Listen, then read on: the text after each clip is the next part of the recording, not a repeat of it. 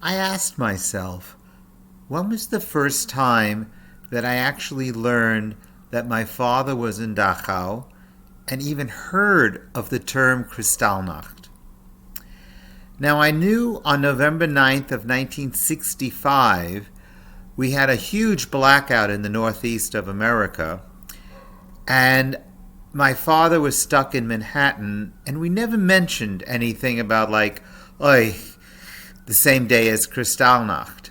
So in 65, I never heard of it, and I didn't know my father was in Dachau. But later, around 1967, 68, before I went to college, I remember walking down 7th Avenue near 29th Street with my father on a weekend, coming after going for lunch at Dumont's. And as we're walking, my father sees a very tall man, and he says to me, "Ricky, quick, follow me." And he runs up to this tall man, taps him on the shoulder, and as the man turns around, he says in German, "Were you in Dachau on the day after Kristallnacht?" And the man looked at my father and said, "Yeah."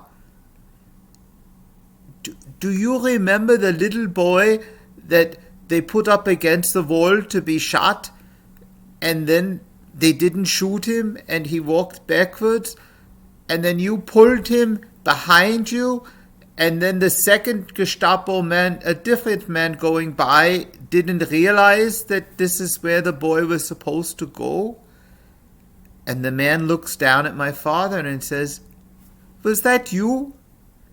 And my father goes, "Yeah, I wanted to say thank you, but there was no time to talk.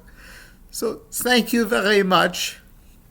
And they shook hands, and I was standing there on the side, holding back the tears. And then I said, "Dad, why didn't you take his name and phone number?" And he goes, "Ricky, he doesn't want to remember that day. I don't want to remember that day.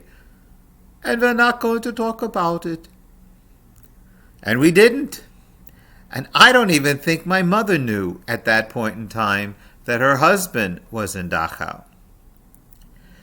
So that's another little piece of growing up in a family of refugees where the information only came out in drips and drabs until around the 1980s.